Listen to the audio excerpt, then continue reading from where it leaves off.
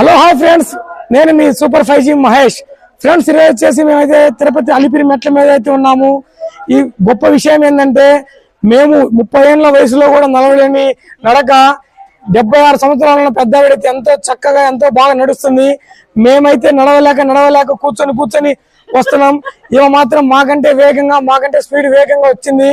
చూడండి, వెంకటేశ్వర స్వామి ఎంత భక్తి మహిమల గల్లవాడు అనేది ఎక్కడ చేసిన కాదు, ఇక్కడే అర్థమవుతుంది. ఫ్రెండ్స్ చూడండి, ఈమె ప్రకాశం జిల్లా మార్కాపురం నుంచి అయితే రావడం అయితే జరిగింది. చూడండి, ఈమె మాట్లాడుతుంది, వినండి ఒకసారి.